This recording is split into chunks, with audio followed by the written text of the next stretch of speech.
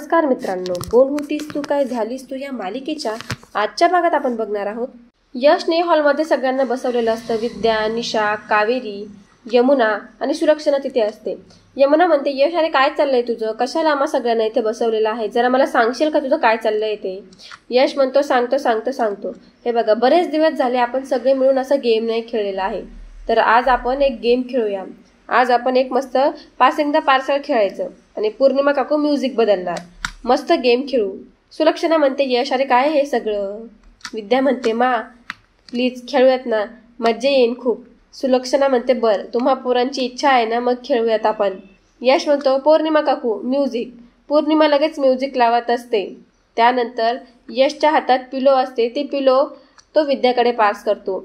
त्यानंतर विद्या निशाकडे, निशा सुलक्षणा, मग यमुना, मग कावेरी, असं त्यांचं मस्त पासिंग द पार्सल गेम चालू असतो. याच्याकडून त्याच्याकडून याच्याकडे.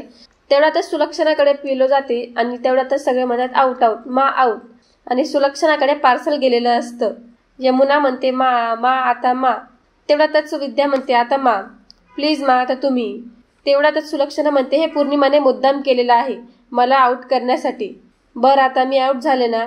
तेवढ्यातच यश म्हणतो, अगं मा एखादं छान गाणं किंवा काहीतरी म्हण ना, भजन गाणं एखादं. सुलक्षणा म्हणते, अरे नको रे. यश म्हणतो, प्लीज मा. विद्या पण प्लीज म्हणत असते. सगळे खूप रिक्वेस्ट करत असतात. तेवढ्यात सुलक्षणा म्हणते, बरं तुमची इच्छा आहे ना तर मी म्हणते.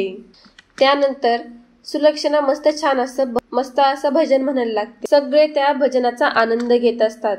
खूप मंजूर आवाजात सुलक्षणा भजन गात असते. खूप छान असं भजन सुलक्षणा गात असते. यमुना म्हणते, अरे वा मा, खूप छान भजन गायलीस तू. सगळे टाळ्या वाजून सुलक्षणाचं अभिनंदन करत असतात. सगळ्यांना खूप आवडलेलं असतं. सुलक्षणा म्हणते, म्हणजे मी आऊट झाले, आता खेळ संपला. यश म्हणतो, ए चिटिंग. यमुना म्हणते, मा अगं लगेच आऊट नाही व्हायचं राहत. सगळे हसत असतात. यश म्हणतो, चला रेडी झाले सगळे, काकू म्युझिक. पौर्णिमा म्युझिक चालू करते. सगळे मस्त परत पार्सल इकडे तिकडे पास करत असतात आणि यमुना आऊट होऊन जाते. यश म्हणतो, यामिनी तू आऊट झालीस, आता तुझ्यावरती टर्न आलेला आहे. यमुना म्हणते, काय रे यश. त्यानंतर यमुना त्याचा टर्न करून आऊट होते. मग आता फक्त यश, विद्या, निशा आणि कावेरी उरलेले असतात. ते चौघच खेळत असतात. त्यानंतर विद्या ही आऊट होऊन गेलेली असते. तेवढ्यातच यमुना म्हणते, आता विद्या आऊट झाली. विद्याही बसून जाते. आता फक्त निशा, कावेरी आणि यश उरलेले असतात. त्या तिघांमध्ये गेम चाललेला असतो. यश आणि कावेरीचा प्लॅन असतो की आता निशाला आऊट करायचं आणि निशा आऊट होऊन जाते. यश म्हणतो, निशा आऊट झाली. निशा खूप घाबरून गेलेली असते.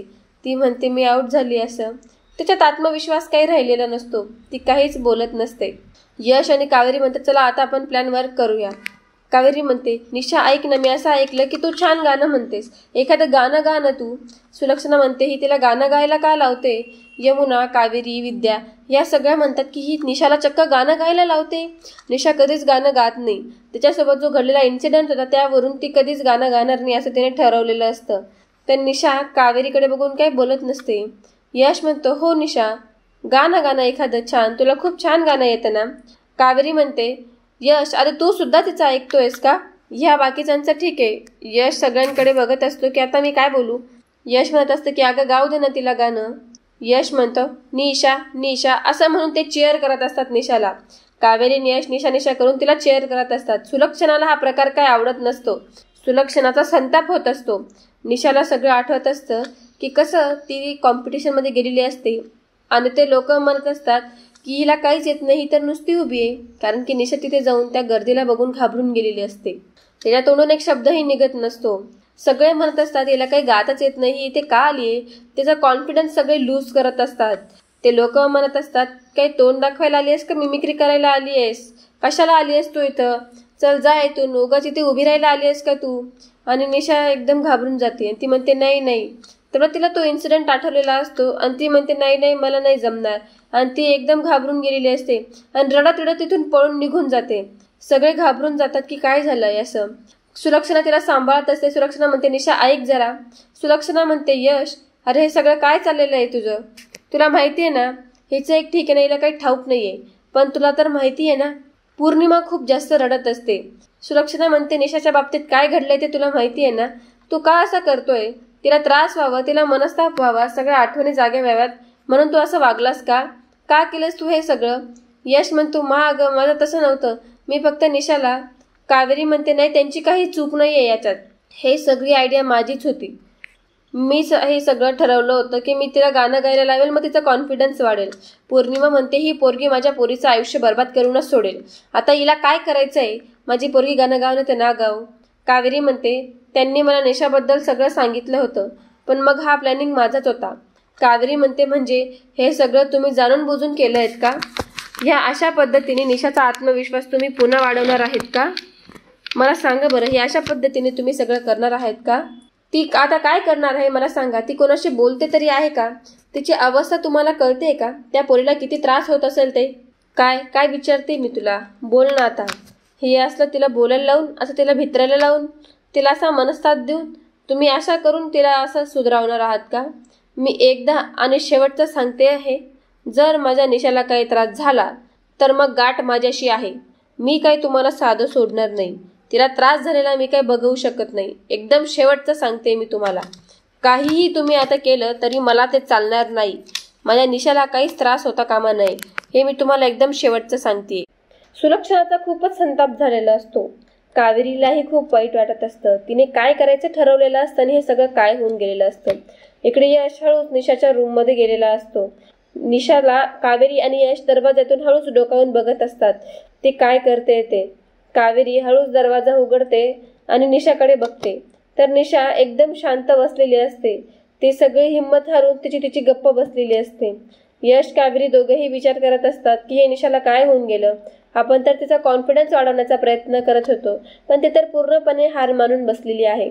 आता तिच्या मनातून हे सगळं कसं काढायचं असा दोघांना प्रश्न पडलेला असतो. यश आणि कावेरी एकमेकांकडे बघतात. तेवढ्यातच इकडे निशा तिच्या रूममध्ये गाणे गात असते. यश आणि कावेरी बघतात की निशा गाणे गाते. निशा खूप सुंदर असं गाणं गात असते. यशला वाटतं की आपल्या प्लॅनचा आता वर्क होतोय. कावेरीलाही खूप आनंद होतो की निशा गाणं गाते असं. दोघांनाही खूप बरं वाटत असतं. कावेरी चोरून निशाचा व्हिडिओ काढत असते, जो व्हिडिओ ती तिला दाखवून त्यानंतर निशाचा कॉन्फिडन्स बिल्ड होणार असं.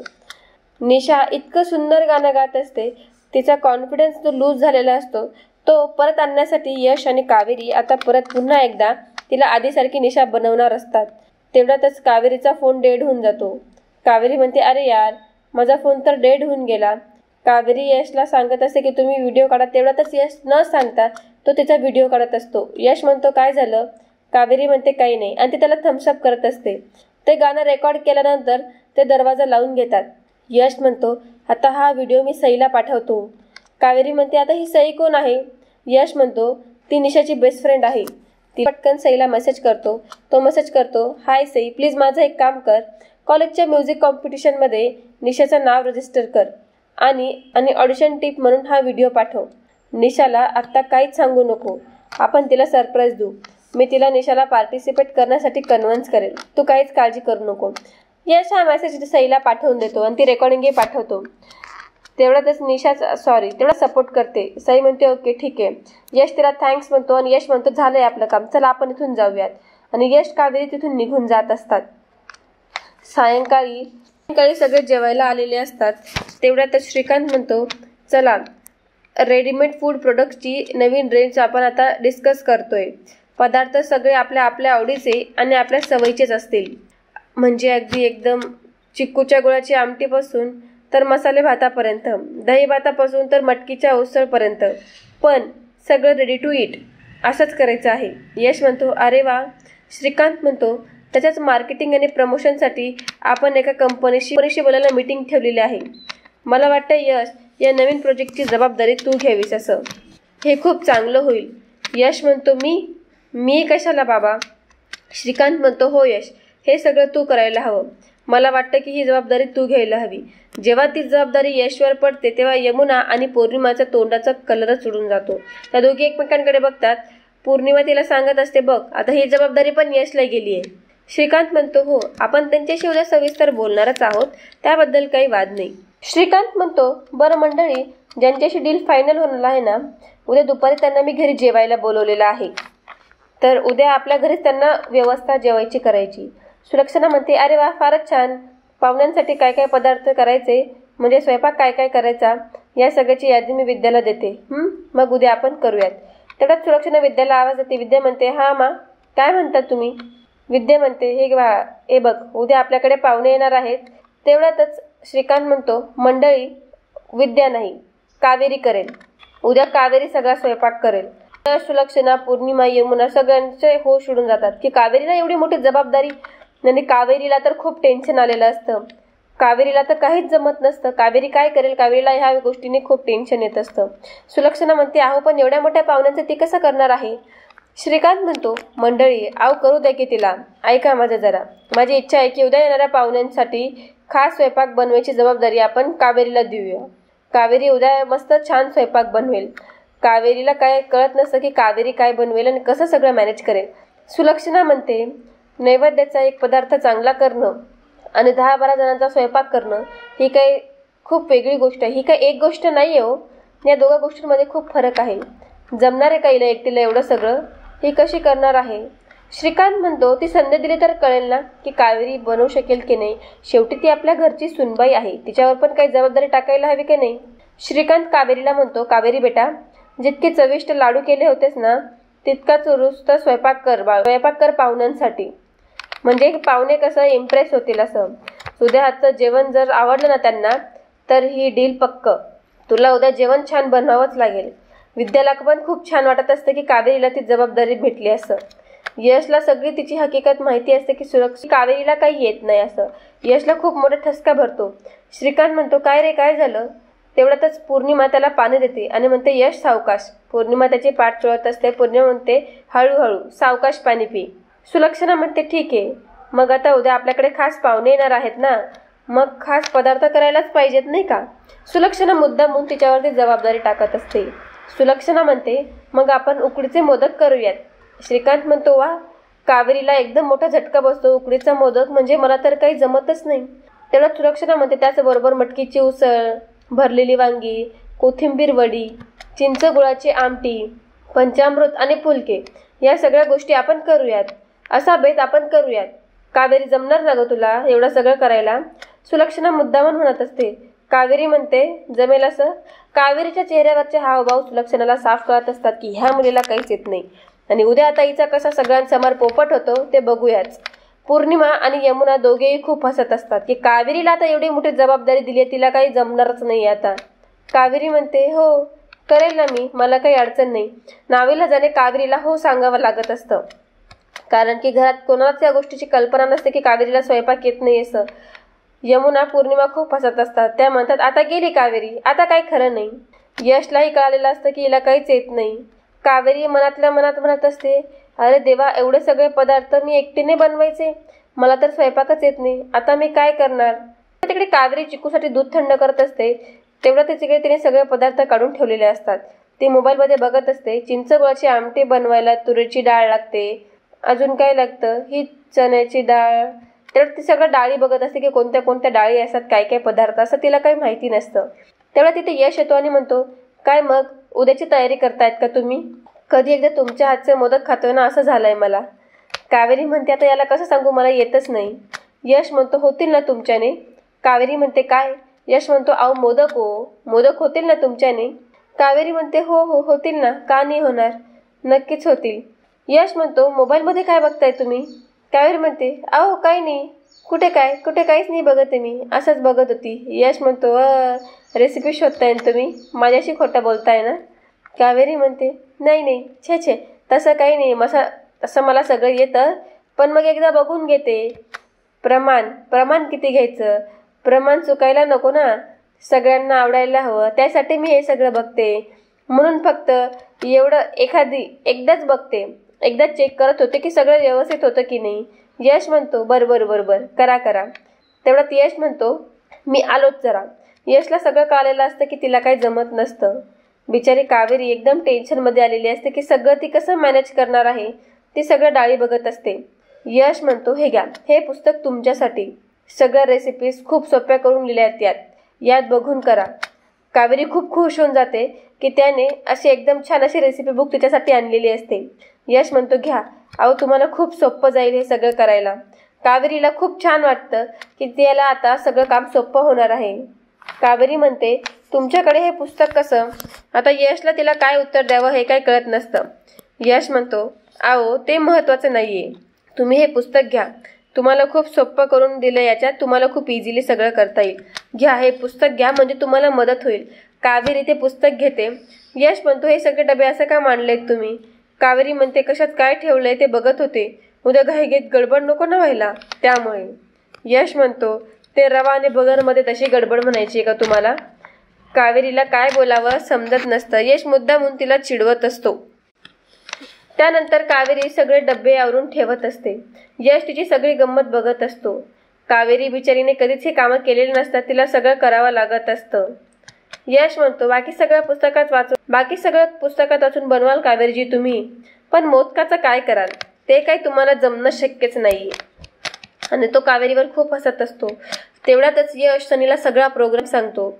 सनी म्हणतो, हो म्हणजे ही पण कावेरी आणि ती पण कावेरी. यश म्हणतो, येस, ती कावेरी म्हणजे उदय दादाची बायको कावेरी वहिनी, आणि ही कावेरी म्हणजे कावेरी वहिनीची मैत्री, कावेरी वहिनीची बेस्ट फ्रेंड कावेरी. सनी म्हणतो, अच्छा, तर असा सगळा गोंधळ झालाय.